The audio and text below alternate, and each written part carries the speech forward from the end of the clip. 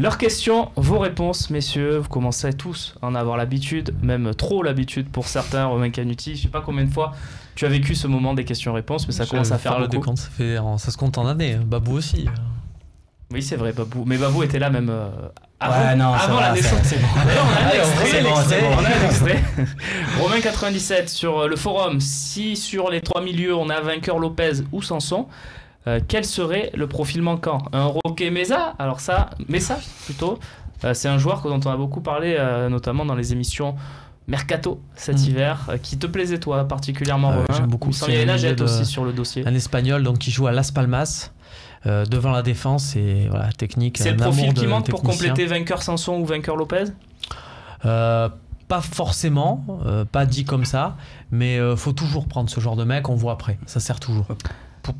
Avec le profil qu'on a de vainqueur, pour moi c'est ou un vrai 6, un très bon numéro 6, ou alors un joueur du genre, on parlait de Moussa Sissoko, c'est Moussa Sissoko, celui de Tottenham, un joueur comme ça qui est capable de porter un peu le ballon, parce que je trouve qu'on n'a pas ce genre de joueur qui perfore quelques lignes, des fois balle au pied. C'est vrai que Moussa Sissoko, je sais pas votre avis, mais moi quand il veut, où il veut, hein, Moussa Sissoko.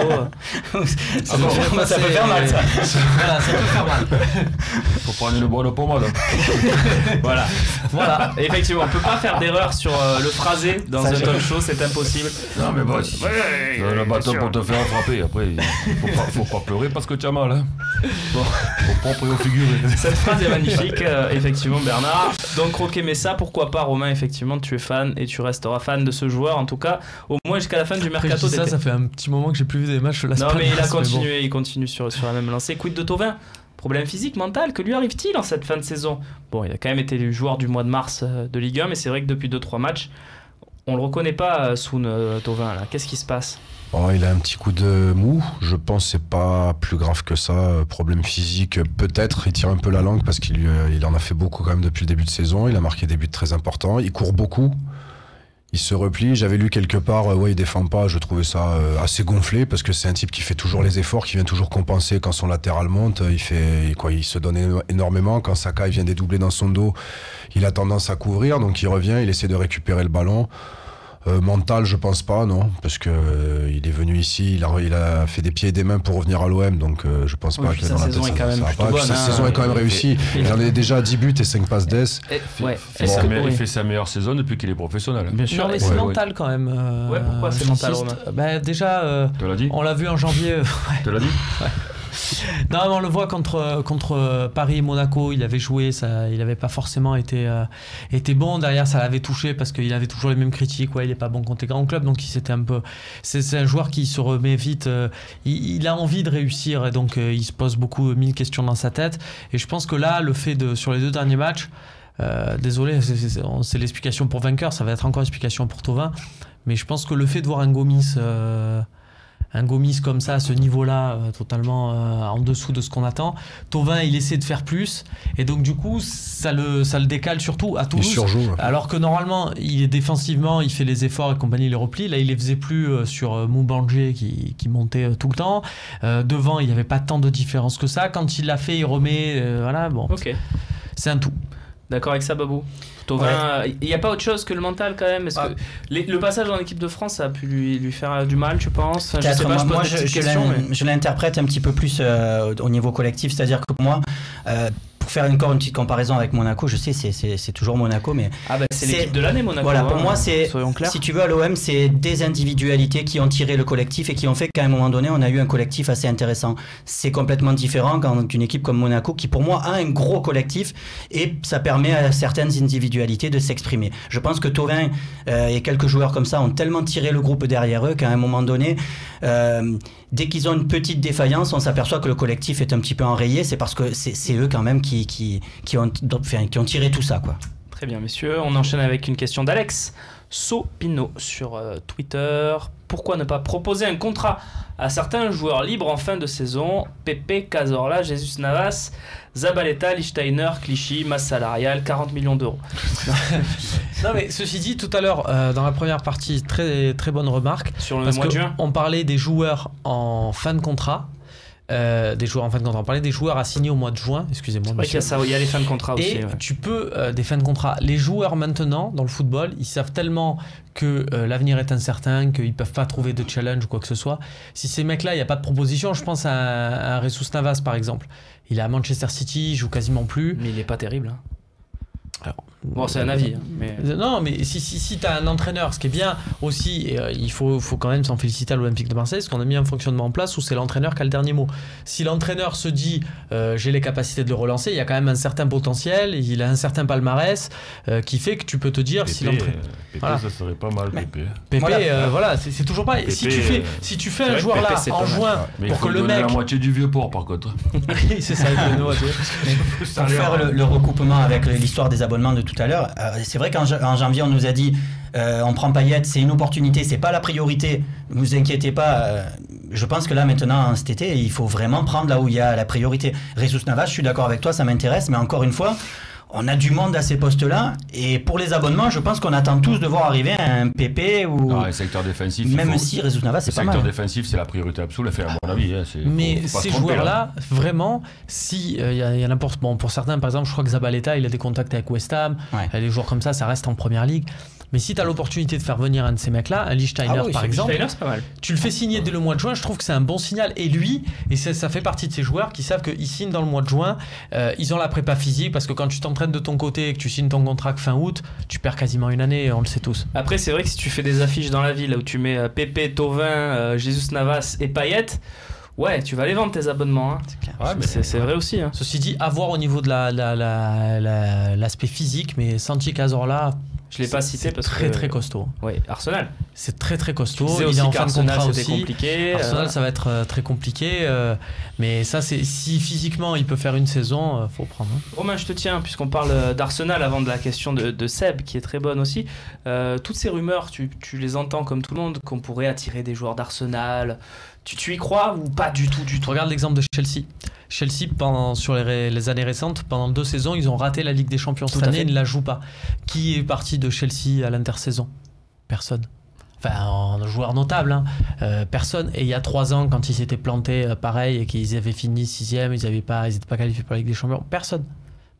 D'accord, donc Giroud, Koscielny, c'est du fantasme. Les mecs restent. Après, là, tu peux jouer sur la fibre française. Non, je demande. Ouais, c'est au niveau du salaire. Tu peux jouer sur la fibre française, tu peux jouer sur le côté, le mec qui veut se relancer par rapport à l'équipe de France parce qu'il ne joue absolument plus.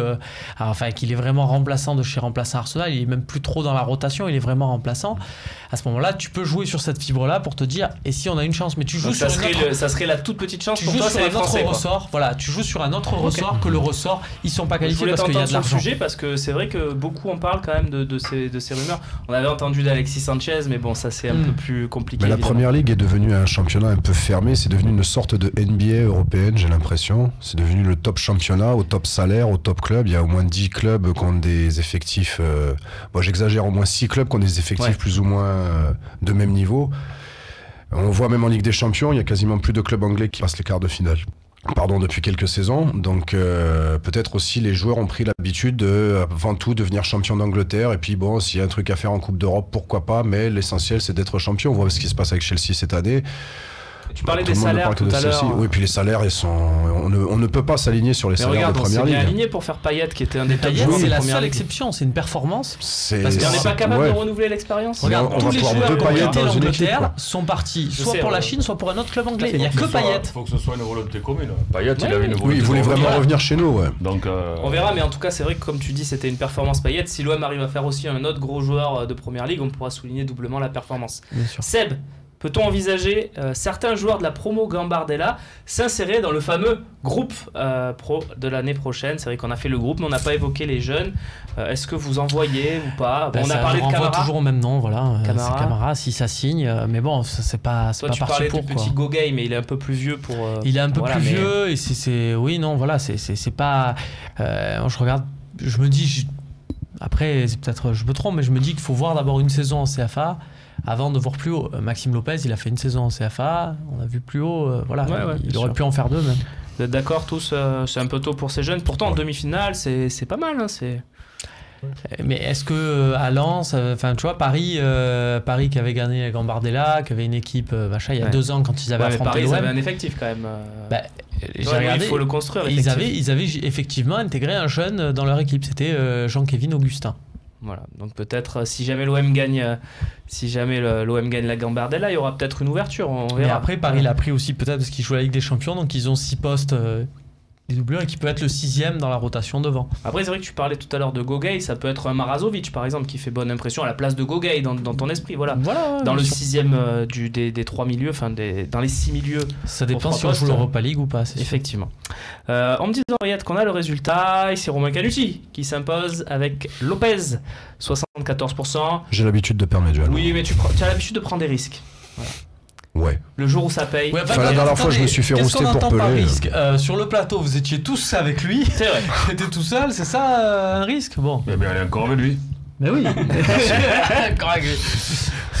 On le lâche pas. Est-ce qu'on peut annoncer pour finir l'émission qu'il y aura un fameux tournoi de la presse, qu'on a trouvé un entraîneur, nous l'équipe du Phocéen. On a Bernard Rodriguez qui va nous coacher. Maintenant. Ouais, ça va être compliqué. On veut des causeries, on veut vivre des causeries de Bernard Rodriguez. À chaque semaine jusqu'à ce fameux tournoi de la presse, Romain, tu vas nous donner 2 noms qui composent ton effectif. On va faire ça un peu séquencé. Est-ce que tu peux nous délivrer déjà les 2 premiers noms? Je sais bien sûr que tu t'es coché en premier, en tout bon Romain Canuti que tu t'es coché en sommet de liste. Donc Romain Canuti, écoute, capitaine. moi j'ai regardé la Ligue des Champions, j'ai vu jouer Monaco, j'ai vu Radji jouer et je me suis dit quelque part c'est un modèle de vie pour moi.